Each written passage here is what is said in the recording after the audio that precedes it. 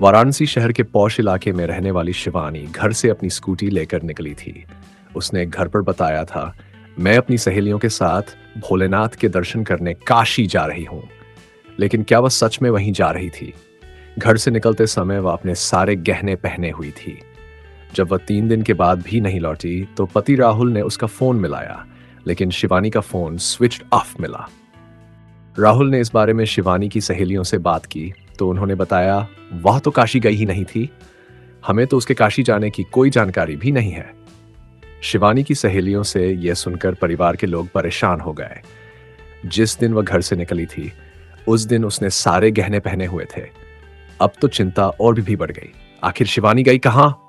उसी दिन शाम को ही राहुल थाना पहुंच गया। उसने वहां मौजूद थाना प्रभारी को अपनी पत्नी के लापता होने की विस्तार से जानकारी दे दी। शिवानी शहर के करोड़पति कारोबारी राहुल की पत्नी थी। राहुल की बात सुनकर थाना प्रभारी भी आश्चर्य में पड़ गए। आखिर शिवानी अपनी मर्जी से कहां चली गई? बहरहाल उन्होंने शिवानी की डिटेल्स लेने के बाद राहुल को भरोसा दिया, हम अपने स्तर से उसे ढूंढने की पूरी कोशिश करेंगे। इसके बाद उन्होंने शिवानी की गुमशुदगी की कार्रवाई शुरू कर दी। फोटो सहित उसका हुलिया वाराणसी शहर के सभी पुलिस थानों को भिजवा दिया गया। इसके अलावा उन्होंने मुखबिरों को भी लगा दिया। पुलिस टीम अपने स्तर से शिवानी को तलाशने लगी, लेकिन क्या उसे ढूंढ पाएंगे? जांच में पता चला कि शिवानी शादी के पहले से ही खुले विचारों वाली थी। वह किसी प्रकार के बंधनों को नहीं मानती थी। शादी के बाद उसे परिवार भी वैसा ही मिला था। घर में उसे किसी प्रकार की कोई कमी नहीं थी। अभाव केवल एक यह था कि पति का ज्यादा संग नहीं मिल पाता था, क्योंकि पति राहुल अपने कारोबार में ज्यादा व्यस्त रहते थे। शिवानी के पास भले ही रुपए पैसों की कमी नहीं थी, लेकिन वह पति का साथ चाहती थी, जो उसे नहीं मिल पाता था। वह कसे हुए बदन की सुंदर महिला थी। उसका शारीरिक आकर्षण बरकरार था। यही वजह थी कि शिवानी ने अपना मन बहलाने के लिए जब सोशल मीडिया का सहारा लिया तो कुछ ही दिनों में उसके हजारों फॉलोअर्स और सैकड़ों दोस्त बन गए थे। शिवानी ने घूमने के लिए एक स्कूटी ले रखी थी, जिससे वह अपने दोस्तों और सहेलियों से मिलने जाया करती थी। वह तरह तरह के पोज में खींचे गए अपने फोटो सोशल मीडिया साइट्स पर डाल दिया करती थी, जिससे उसे काफी प्रशंसा मिलती थी। सोशल मीडिया से जुड़ने के बाद शिवानी के चेहरे पर अक्सर चमक दिखाई देती थी। वह अपनी इस जिंदगी से काफी खुश रहने लगी थी। यह जानकारी मिलने के बाद जांच अधिकारी को इस बात का पूरा भरोसा हो गया कि शिवानी की गुमशुदगी के पीछे कोई गहरा रहस्य है, जिसका पर्दा उठाना जरूरी है। पुलिस ने शिवानी का मोबाइल नंबर लेकर उसकी कॉल डिटेल्स निकलवाई तो अंतिम लोकेशन वाराणसी के ही अमरनगर इलाके की मिली। पुलिस वहां पहुंच गई और इधर उधर खोजबीन करने लगी। वहां पर एक स्कूटी मिली जो शिवानी की ही थी। पुलिस ने स्कूटी की डिक्की खोलकर देखी तो उसमें शिवानी का मोबाइल फोन मिला। फोन डिस्चार्ज हो चुका था। जब मोबाइल को चार्ज कर ऑन किया गया तो शिवानी के सोशल मीडिया साइट्स पर महिला और युवक दोस्तों की लंबी फहरिस्त देख पुलिस टीम हैरान रह गई। शिवानी के फोन पर जिस नंबर से आखिरी बार बातचीत हुई थी, पुलिस ने उस नंबर की जांच की तो वह नंबर कैलाश का निकला, जो दिल्ली का रहने वाला था। पुलिस टीम उसके घर पहुंच गई, लेकिन वह घर से फरार मिला। परिवार वालों से पूछताछ करके आखिरकार पुलिस उसके पास पहुंची गई। कैलाश को हिरासत में लेकर पुलिस वाराणसी लौट आई। कैलाश से थाने में पूछताछ की जानी थी। थाना प्रभारी ने कैलाश से शिवानी के बारे में पूछा तो पहले तो वह यही कहता रहा कि शिवानी नाम की किसी महिला को नहीं जानता, लेकिन पुलिस ने जब सोशल मीडिया साइट्स पर उसकी और शिवानी की चैटिंग दिखाई तो वह सहम गया। वह चाहकर भी अपना झूठ नहीं छिपा सका। सख्ती से की गई पूछताछ में उसने स्वीकार कर लिया कि वह शिवानी की हत्या कर चुका है। हत्या की बात सुनते ही पुलिस चौंक गई। कैलाश से उसकी लाश के बारे में पूछा गया तो उसने बता दिया कि लाश अमरनगर के जंगलों में है। हत्या करने के बाद वह उसके सभी गहने और नकदी ले भागा था। पुलिस को किसी भी तरह शिवानी की बॉडी बरामद करनी थी। उसे संशय था कि कहीं जंगली जानवरों ने शव को नष्ट न कर दिया हो। इसलिए पुलिस कैलाश को लेकर जंगल में जा पहुंची, लेकिन जंगल में शिवानी के केवल अस्थिपंजर और कपड़े मिले। वाराणसी पुलिस ने स्थानीय पुलिस के सहयोग से कंकाल बरामद कर पोस्टमार्टम के लिए भेज दिया। इसके बाद पुलिस कैलाश को लेकर वाराणसी लौट आई। पूछताछ करने पर कैलाश ने शिवानी की हत्या की जो कहानी बताई वह रोंगटे खड़े कर देने वाली थी। कैलाश मूल रूप से दिल्ली का रहने वाला था। परिवार की माली स्थिति साधारण थी। जब उसके पिता का निधन हो गया तो घर की पूरी जिम्मेदारी कैलाश पर आ गई। वह रोजी रोटी की तलाश में परिवार के साथ वाराणसी आ गया। अपनी रोजी रोटी के लिए उसने एक पुरानी कार ले ली और लोगों को ड्राइविंग सिखाने लगा।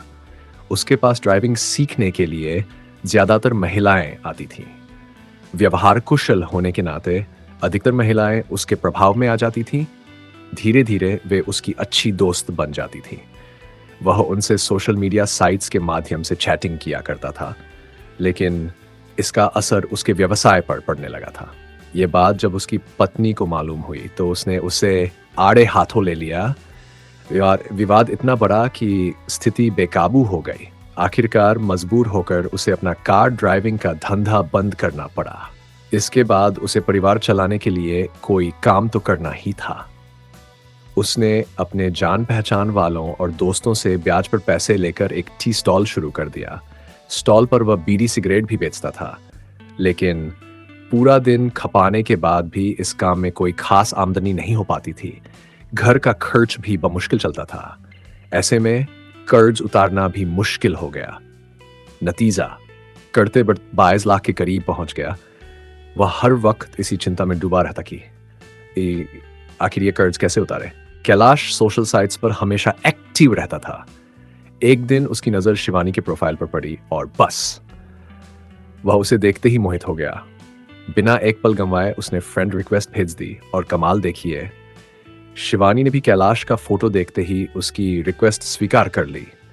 हालांकि शिवानी और कैलाश की उम्र में अच्छा खासा अंतर था, लेकिन इससे उन्हें कोई फर्क ही नहीं पड़ा। कुछ दिनों की चैटिंग के दौरान उनकी गहरी दोस्ती हो गई और धीरे धीरे वे एक दूसरे के बेहद करीब आने लगे। शिवानी के पास पैसों की कमी नहीं थी। खर्च करने के लिए उसके पास पैसा ही पैसा था, जबकि कहीं आने जाने के लिए स्कूटी थी। वह कैलाश के संपर्क में आकर कुछ इस प्रकार फिसली कि अपनी मर्यादा की लक्ष्मण रेखाओं को भी लांघ गई। जब भी मौका मिलता दोनों वाराणसी शहर के किसी भी होटल में जाकर मौज मस्ती कर लेते थे। समय अपनी गति से चल रहा था। शिवानी अब पूरी तरह से कैलाश पर आंख मूंद कर भरोसा करने लगी थी। कैलाश उससे जो भी कहता उसे वह तहे दिल से स्वीकार करती थी। कैलाश को जब इस बात का पूरा यकीन हो गया कि शिवानी पूरी तरह उसकी दीवानी है, तो उसने अपने ऊपर चढ़े कर्जे को उतारने की एक खतरनाक योजना तैयार कर ली। वैसे तो शिवानी रुपए उसे ऐसे ही दे सकती थी, लेकिन कैलाश अपने ऊपर किसी प्रकार का बोझ नहीं रखना चाहता था। इससे रिश्ता खराब होने पर शिवानी भी उससे अपना पैसा मांग सकती थी। यही सब सोचकर वह सिर्फ अपनी योजना पर ध्यान देने लगा। योजना को अंजाम देने के लिए एक दिन उसने शिवानी से कहा, शिवानी, तुम इतनी खूबसूरत हो कि अगर किसी मैगजीन में तुम्हारे फोटो भेजे जाएं तो वे कवर पेज पर छप सकते हैं। यह सुनकर खुश होते हुए शिवानी बोली, सच? हाँ, क्या तुमने अपने फोटोजेनिक चेहरे को कभी गौर से नहीं देखा? कैलाश बोला, देखो, मैं चाहता हूं कि किसी नेचुरल जगह पर तुम्हारा फोटो शूट करके फोटो मैगजीन वगैरह में भेजे जाए। ठीक है, मैं इसके लिए तैयार हूं। तो ठीक है, तुम कल अपने सारे गहने पहनकर आ जाना। हम वाराणसी से कहीं दूर चलेंगे। शिवानी उस पर आंखें मूंद कर भरोसा करती ही थी, इसलिए अगले दिन सुबह अपने सारे गहने पहनकर घर से निकली। घर वालों से उसने कह दिया, मैं अपनी सहेलियों के साथ स्कूटी से भोलेनाथ के दर्शन करने काशी जा रही हूँ, 2 दिन में लौट आऊंगी। इसके बाद वह स्कूटी लेकर कैलाश द्वारा बताई गई जगह पर पहुंच गई। कैलाश वहां पहले ही खड़ा था। वहां से कैलाश ने शिवानी की स्कूटी संभाली और शिवानी उसके पीछे चिपक कर बैठ गई। दोनों आपस में हंसी मजाक करते हुए कब वाराणसी से दूर निकल गए पता ही नहीं चला, और जब पता चला तो वह अमरनगर के जंगलों में पहुंच गए थे। कैलाश को अपनी योजना के अनुसार वह जगह उपयुक्त लगी। उसने स्कूटी एक तरफ खड़ी कर दी। इसके बाद उसने शिवानी से फोटो सेशन के लिए तैयार होने को कहा। शिवानी खुशी खुशी अपना फोटो सेशन कराने के लिए तैयार हो गई। सड़क से कुछ दूर जंगल में जाकर कैलाश अलग अलग एंगल से उसके फोटो खींचने लगा। फिर कैलाश ने शिवानी से 1-2 हॉरर फोटो खींचने के लिए अनुरोध किया। हॉरर फोटो सेशन करने के लिए कैलाश ने शिवानी की सहमति से पहले उसकी आंखों पर पट्टी बांधी, फिर उसके हाथ पैर बांधकर फोटो खिंचवाने को कहा। शिवानी उसके कहने के अनुसार करती रही। हाथ पैर बांधने के बाद कैलाश ने उसके सारे गहने उतारकर अपने पास रख लिए। इसके बाद उसने शिवानी का गला रेत दिया। शिवानी की हत्या करने के बाद कैलाश ने उसका मोबाइल फोन स्कूटी की डिक्की में रख दिया। उसके हैंडबैग से नोटों से भरा पर्स निकाल लिया और वाराणसी की तरफ लौट पड़ा था। जंगल से कुछ दूर कैलाश ने पर्स से सारे पैसे निकालने के बाद उसे भी फेंक दिया। फिर वह निश्चिंत होकर अपने घर चला गया। 2 दिन निकल जाने के बाद शिवानी के लूटे गए गहनों में से सोने के गहनों को वह अपने एक रिश्तेदार के यहाँ छिपा कर रखाया।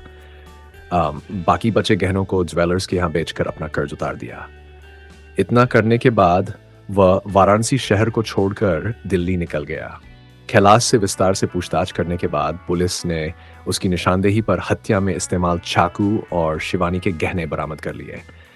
पुलिस ने कैलाश को गिरफ्तार कर कोर्ट में पेश किया, जहां से उसे जेल भेज दिया गया। Thanks for watching. Please like, share and subscribe to this channel.